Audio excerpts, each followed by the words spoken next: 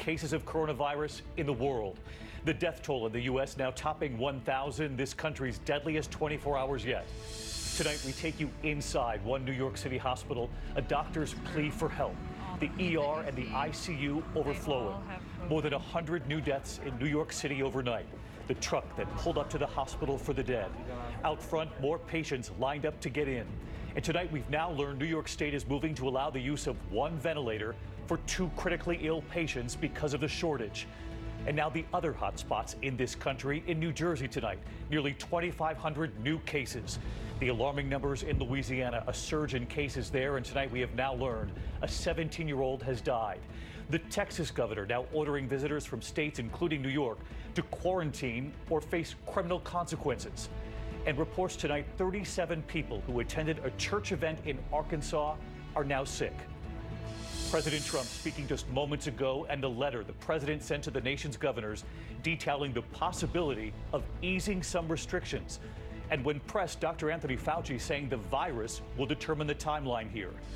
Tonight, the stories of the victims across this country, that one family in Missouri, 5 members now sick, and new reporting tonight on the mother and father in the hospital.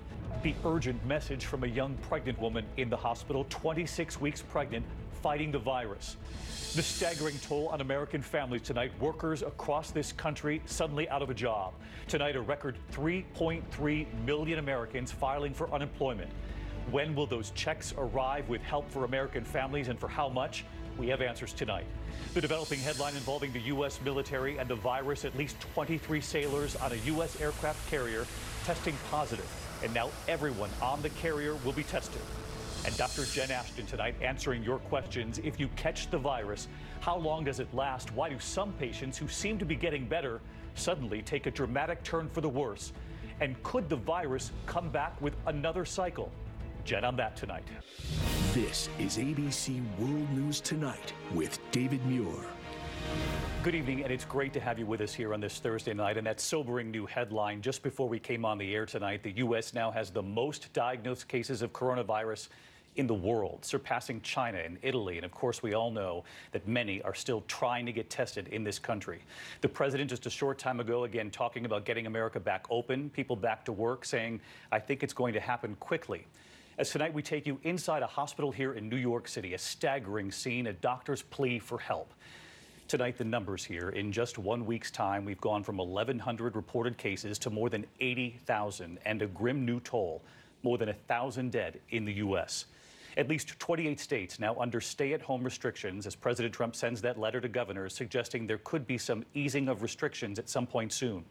And tonight, that scene inside just one hospital, Elmhurst Hospital in Queens, New York, where a doctor decided to record the images for herself to get them out to the American people. Tonight, New York's mayor calling it the epicenter of the epicenter.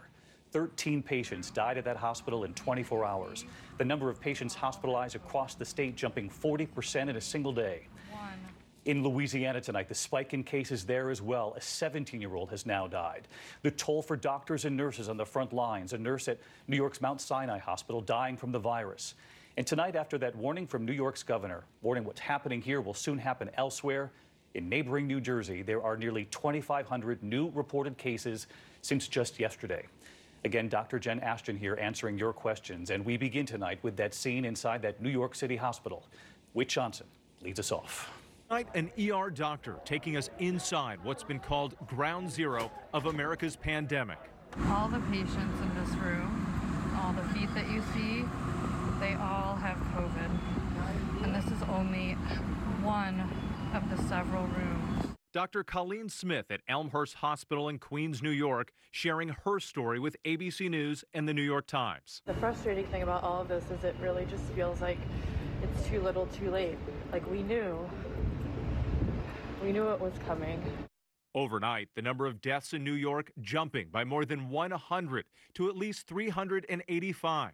At the hospital where Dr. Smith works, 13 people died in just 24 hours. Elmhurst Hospital in Queens is right now the epicenter within the epicenter. Today is kind of getting worse and worse. We had to get a refrigerated truck to store the bodies of patients who are dying. Dr. Smith revealing the shortages they're up against. Five ventilators. Oh my God. A disappointing shipment of those life-saving ventilators. State health officials report that patients who need help breathing but don't have COVID usually spend 3 to 4 days on a ventilator. But COVID-positive patients spend an average of 11 to 21 days. The concern is that all these ventilators that we're told are coming but haven't really started to materialize in large numbers. Are they really coming? Will we really get them? New York now getting the green light to split ventilators if needed. We have approved the technology that allows one ventilator to serve 2 patients. It's not ideal, but we believe it's workable. The number of patients hospitalized in New York State jumping by 40% in a single day. The line outside Elmhurst Hospital has been growing throughout the day. Dozens of people, many of them wearing masks, waiting to get inside. Healthcare workers on the front lines. Mount Sinai Hospital confirming one of its nurses passed away from COVID-19. Now so many more answering the call. In just the past 24 hours, at least 12,000 retired healthcare workers offering to pitch in. New York University allowing some of its medical students to graduate early to join the fight. Officials warning the wave hitting New York will soon crash over other states. In Louisiana, a spike in cases, up 28%, the fastest increase anywhere in the world. More than 2,300 people there now testing positive, at least 83 dead. Tonight in Texas, the governor ordering all travelers from New York, New Jersey, Connecticut, and New Orleans to self-quarantine for 14 days or face a fine or even jail time. In Michigan, cases now soaring into the thousands. Doctors there are feeling it. The additional stress and the additional uncertainty. Dr. Eric Johnson making the painful decision to send his 2 children to live with relatives out of state. He's in a Detroit hospital 50 to 60 hours per week, worried about infecting his own family. I'm definitely seeing kind of the worst cases. But even as the crisis expands, President Trump is looking to reopen the country soon. Today, sending the nation's governors a letter saying the administration is working on new guidelines categorizing counties as high risk, medium risk, or low risk. People want to go back to work. I'm hearing it loud and clear from everybody. I think it's going to happen pretty quickly. But one pastor in Arkansas with a warning. 37 people in his congregation outside Little Rock testing positive after attending a children's event at the church.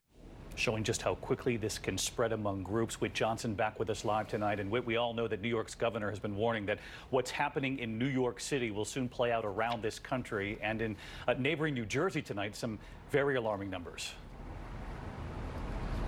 David, that's right. New Jersey's governor reporting a jump of more than 2,400 cases.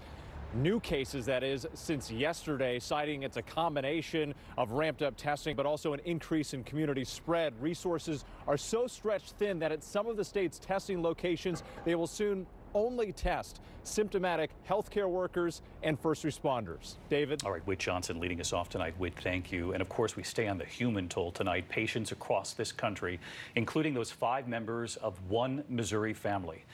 We have new reporting here on the mother and father, both still in the hospital tonight. The names, the faces, the stories from all over this country, from Matt Gutman. Tonight, the virus invading America is taking down entire families, including 5 of the 7 people in this picture of the Winehouse family who first started feeling symptoms nearly 3 weeks ago. My dad, who's on oxygen in the ICU currently, and my mom was actually on a ventilator for 8 days, and now she's on oxygen in the ICU as well. Days after his parents got symptomatic, Jason, his brother, and sister-in-law also got sick. The Missouri family is hopeful for their parents and grateful to their doctors and nurses. What they're doing on a daily basis, sacrificing their health to save other people's lives is truly heroic. An act of selflessness and necessity also replicated in thousands of homes across America, including in New Orleans, a new hotspot where authorities say a 17-year-old has died and where there are folks like Jonathan Gibson caring for his toddler Miles while he carefully cleans the bedroom he shared with his wife Tiffany. Why is it that you call your bedroom with your wife Chernobyl, and why do you wear gloves and a mask to go in? It definitely just feels like you know, somewhere there was a huge schism that shook a lot of lives, you know, and so going in there, it still kind of feels like a war zone. 34-year-old Tiffany started feeling symptoms 2 weeks ago. After 10 days and 4 trips to the ER, she was finally admitted with pneumonia, which means Jonathan now doesn't have any backup. If you get sick, your son doesn't have anybody else to care for him right now. Yeah, my parents live in Mississippi. Alex Giles believes he got sick in New Orleans at Mardi Gras, but believes he brought the virus back to the family home in Maryland, where his wife Danielle has tried to nurse him without going near him. I just delivered Alex's food. Say hi to Alex. Gingerly delivering food on that ironing board. She hasn't been any closer than 15 feet, the entire family under one roof, but only communicating on FaceTime. I imagine that this is very trying, because you're not only trying to care for your husband who's sick, you're also trying to prevent your kids from getting sick and yourself. You know, how do I keep my kids safe so that, like, a mama bear effect, making sure that everything is well. And tonight we're hearing from Karen Mannering in England. She is fighting for her life and the life of her unborn baby. You're going to take this home and you're going to kill someone. Stop going out. Warning everyone to stay inside. We know it's a real concern for pregnant women across this country as well. And Matt Gutman back with us tonight. Matt, you've been reporting here on former presidential candidate Amy Klobuchar, who went public with the story of her own husband who has the virus. He was on oxygen. She wasn't able to visit him in the hospital, and I think she pointed that out because she knew that so many families are going through this same thing. And you have news from the senator tonight? In fact, good news, David. John Bessler has been released from the hospital. Klobuchar's team says he's resting comfortably at home. Now, it's important to remind folks that the coronavirus is not a death sentence. 80% of the people who contract it only have mild symptoms. And even if you are hospitalized, like Bessler, you can recover. David. But we've got to give those hospitals a fighting chance by continuing this social distancing. Matt Gutman, thank you for that report again tonight. And the staggering toll, of course, on American families, even if it's not your health, it's your job. Millions of workers suddenly without a job in this country. And this number today, and it was historic, nearly 3.3 million Americans applying for unemployment benefits in just 1 week. So when is the help coming? Here's Jonathan Karl with answers tonight. The coronavirus pandemic is taking a staggering toll on American jobs. Nearly 3.3 million filing unemployment claims in 1 week. When I heard the number, I heard it could be 6 million, could be 7 million. It's 3.3 or 3.2. But it's a lot of jobs. But I think we'll come back very strong the sooner we get back to work. The pain is widespread. As revealed in our new poll, 1 in 3 Americans say they or an immediate family member have been laid off or lost their job as a result of the pandemic. And more, half of all surveyed report a cut in pay or work hours. This morning, the Treasury Secretary said the staggering number of new jobless claims will be a temporary phenomenon. To be honest with you, I just think these numbers right now are not relevant, and, whether they're bigger or smaller in the short term. Barbara Bridges was laid off from her job as a sales manager at a hotel in San Antonio. Her biggest challenge now, how she's going to cover her $3,000 a month medical expenses. There's thousands of us in the same situation, and we're just trying to stay as positive as possible, but it's definitely scary. The $2 trillion recovery package is now headed for a final vote tomorrow, paving the way for payments to American families. That includes $1,200 payments plus $500 per child to individuals earning less than $75,000 a year. Those earning up to $99,000 a year will get a smaller check. And the checks would begin going out at the end of the first week of April. For millions of Americans, that help can't come fast enough. Devon Moisey, a single mother of 5 in North Carolina, was about to take a new job when the crisis hit. She has no savings. Without any way to have an income or to make money, we were just sitting here pretty much devastated and hoping that this situation, this nightmare, will end. And we will continue with these stories every night here. John, we know the U.S. has now surpassed China and Italy, the number of diagnosed cases. We reported that at the top tonight. And the president late today talking about getting people back to work, parts of this country back open. He's clearly eager to see these restrictions lifted, and today he was talking again about the idea of seeing the restrictions lifted in parts of the country that have not been hit hard, or not as hard as New York or California or Washington State by coronavirus. But of course, David, it's hard to know where this virus is going to appear next. No question, some difficult days ahead, John. Thank you. There is a developing headline involving the U.S. military tonight. At least 23 sailors now testing positive on the aircraft carrier, the USS Theodore Roosevelt. Now all 5,000 sailors will be tested. And here's Martha Raddatz. Tonight, one of America's mightiest warships is docked in Guam, with the coronavirus now spreading throughout the carrier. At least 23 of the sailors aboard the Roosevelt have tested positive for the virus, transported to a Navy facility on land where they are quarantined. The 5,000 sailors who remain on the Roosevelt will not be allowed to leave the pier as the Navy tries to stop the spread.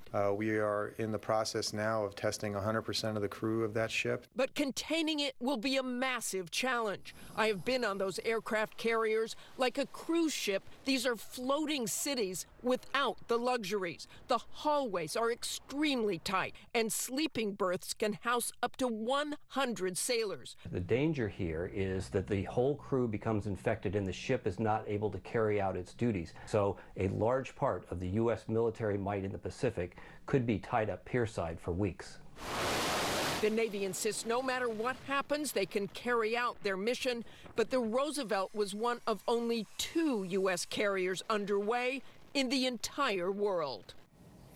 They don't know where the infection started. There are flights onto those carriers all the time with passengers and supplies. The carrier had also made a port call about 3 weeks ago in Vietnam. David? All right, Martha, thank you. Of course, we're thinking about all of those sailors tonight. Thanks, Martha. And when we come back, Dr. Jen Ashton standing by with your questions. If you catch the virus, how long does it last? And why do some patients seem to be getting better and then suddenly take a dramatic turn for the worse? And could there be a second cycle of this in the U.S.? And tonight we remember a celebrity chef who has now died from this. In a moment. Managing lipids, like very high triglycerides, can be tough. You diet, exercise. But if you're also taking fish oil supplements, you should know they are not FDA approved. They may have saturated fat and may even raise bad cholesterol. To treat very high triglycerides, discover the science of prescription Visipa. Proven in multiple clinical trials, Visipa, along with diet, is the only prescription EPA treatment approved by the FDA to lower very high triglycerides by 33% without raising bad cholesterol. Look, it's clear there's only one prescription EPA Visipa. Visipa is not right for everyone. Do not take Visipa if you are allergic to icosapent ethyl or any inactive ingredient in Visipa. Tell your doctor if you are allergic to fish or shellfish, have liver problems or other medical conditions, and about any medications you take, especially those that may affect blood clotting. 2.3